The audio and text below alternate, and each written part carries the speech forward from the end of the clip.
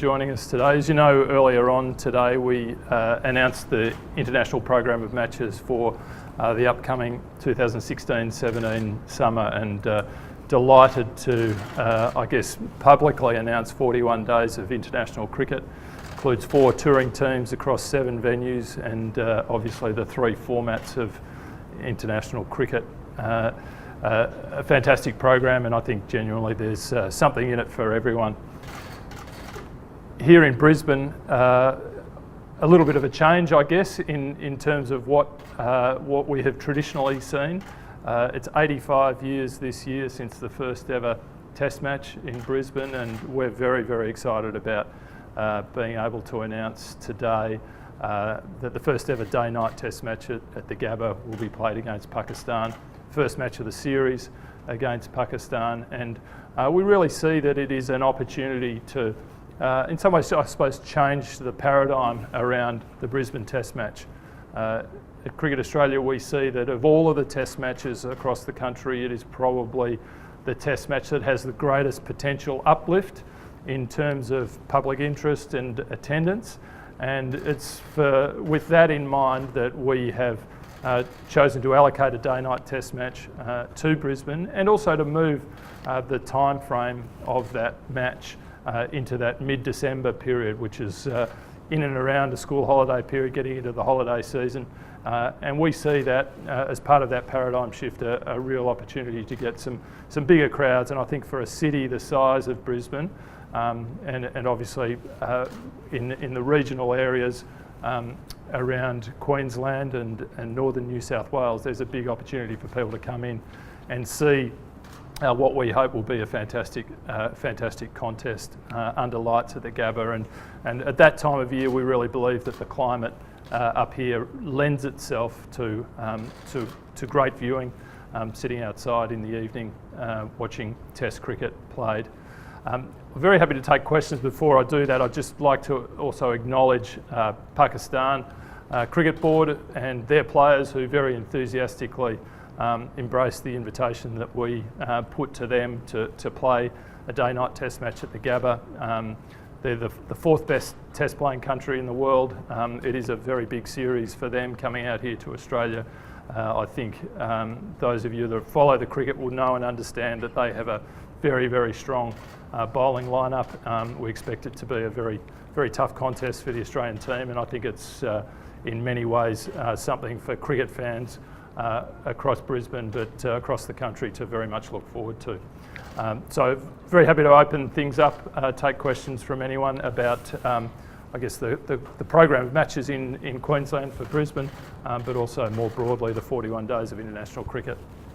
James, I guess how much of this Brisbane Test change was Cricket Australia's idea to have a change up in Brisbane, and how much resistance or cooperation we get from Queensland, as in, do they want to keep their first Test date, or how did it all evolve, the discussion? Oh, look, I think we're all pretty well on the same page with wanting the Brisbane Test match to be a bigger and better event. There's some great examples of Test matches, iconic Test matches, that are held around the country as major annual events, and we see that in some ways, for whatever reason, the Brisbane Test match hasn't quite made it into that category yet. We've done a number of trials with pink balls and day-night Sheffield Shield cricket here in Brisbane. As many of you will know, towards the end of this season we trialled a round of Shield cricket where a match was played here, and I think to that end we wanted to just, prove the concept, because we've always had an eye to Brisbane as being a fantastic place for day-night Test cricket to be played. So the need for it to be a bigger event in Cricket Australia's eyes, I guess, has outweighed the advantage that the first Test in Brisbane has had for many years, I guess.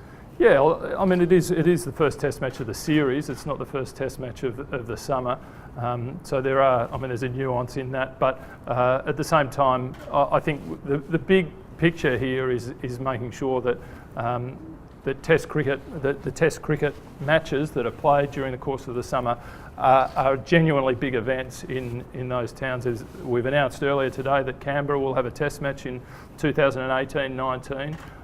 There's effectively now nine or 10 international Test venues around the country, and there's competition for not just test content but international content, and I think that's something that all of the grounds, but also governments that support grounds, are very conscious of.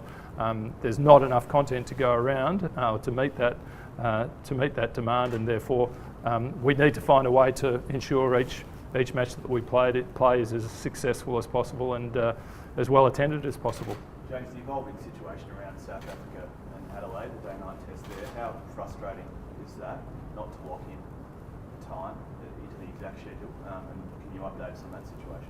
Yeah, look, I think it's an interesting contrast, isn't it? I mentioned Pakistan Cricket Board and Pakistan players enthusiastically took up the invitation to play that test match, and without question, it seems as though we're having an elongated discussion with Cricket South Africa in regards to their players playing, whether their players will play in the test match. We'll continue those discussions.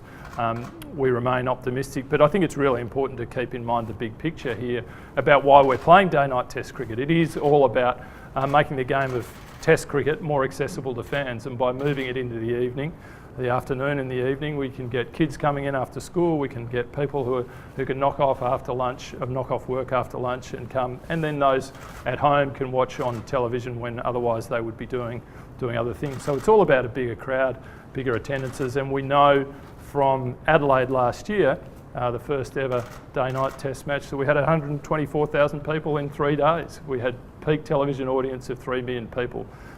There's a proof of concept there that just shows that day-night test cricket is something that the fans really want, and at Cricket Australia we're all about delivering for the fans. James, in South Africa, have they got their heads buried in the sand? In another 10 years when the whole world's playing day-night cricket, are they still going to say, no, we're only day boys?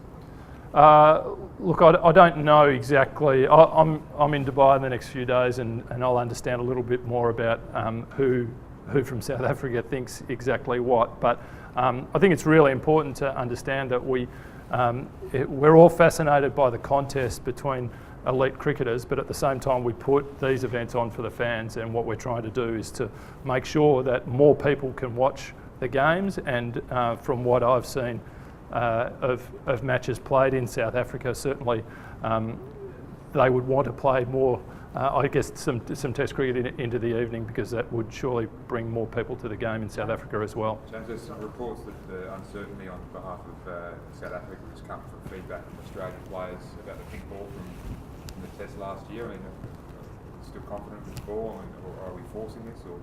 Oh, look, I think we're certainly very confident about it. The test match itself was played without incident. Sure, the bowlers might have had the better of the batsmen, but there was no question about it being great entertainment over the course of the 3 days. When the game finished, there were 3 million people around the country watching on TV. Sure, I understand that some players are still transitioning to the pink ball, but perhaps they should maybe talk to Scott Henry, who's here, who's made a couple of hundreds for Queensland with a pink ball under lights, and I don't think he's having too much problem seeing it. This is obviously an opportunity that's been presented to the Gabba. Have they been put on notice as such that they need to see a big spike in their crowd numbers for this day-night test? You've got in mind that would be a pastime. Oh no, we're not in the business of putting people on notice. We're in the business of working in partnership with Queensland Cricket, Stadiums Queensland and the Gabba to ensure that this is a fantastic event. I think the change in the timing, both in terms of being a day-night match and also later on, creates opportunities to bring a whole different audience to the test match. And it's not just about bringing them to the test match, it's also ensuring that when they come here they have a great time. And I know already we've had very constructive discussions with the Gabba about how we can ensure the amenities for spectators are better than they've ever seen. And I'm really confident that those that come here, and I'm sure there will be tens and tens of thousands, they'll have a great time, and it will be a great success. Would you be hoping and probably expecting for a dramatic increase on the numbers that they've seen over the past couple of years?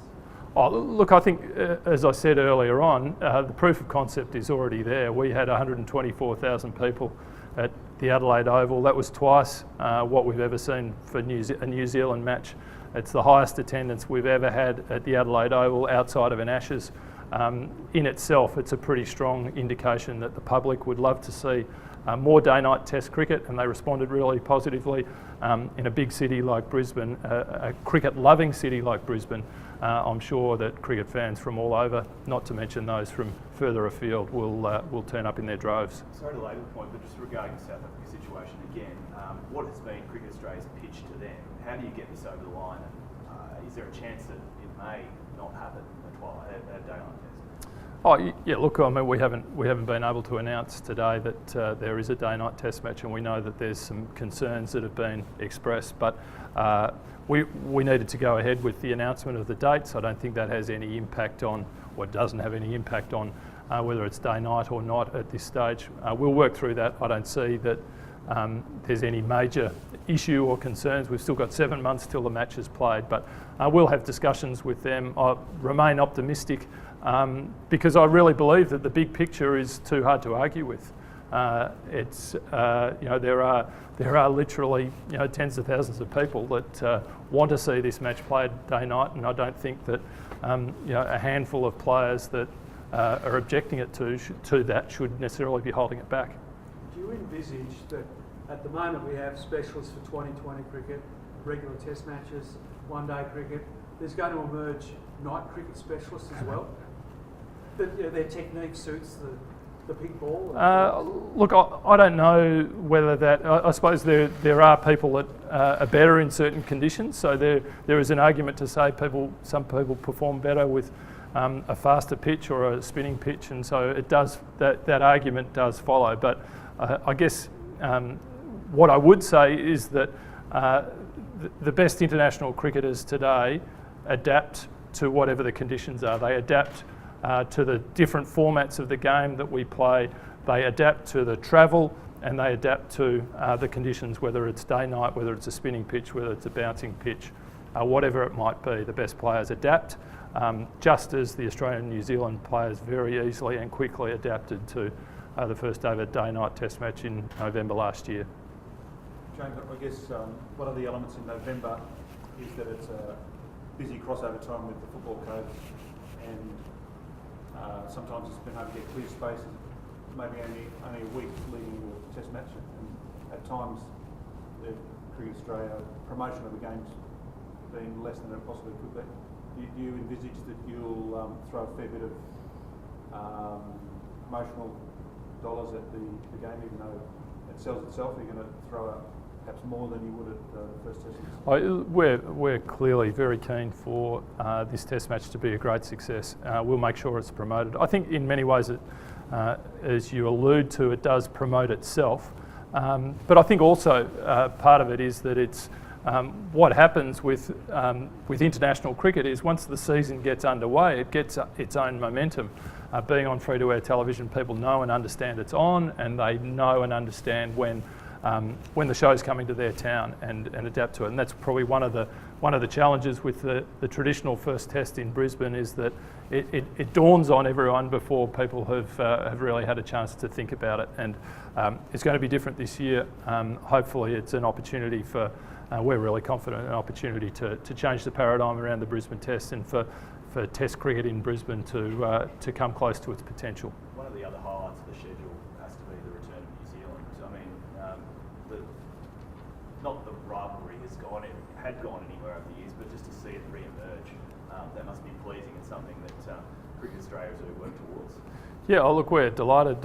Part of the Chappell Hadley Trophy series, 3 matches, and with increased regularity, we're playing that. I think the World Cup sort of rekindled that rivalry between Australia and New Zealand in many ways. We shared the hosting rights to that event, but as it turned out, played a classic game of cricket in Auckland during the round, and then of course Australia played New Zealand in a bit of a promoter's dream, the 2 host countries playing off in the final, and they're playing some fantastic cricket. I know their players are highly respected by ours, and we've just had a very good series with them in New Zealand, so it'll be great to welcome them back, and I'm sure the standard of cricket will be very, very high.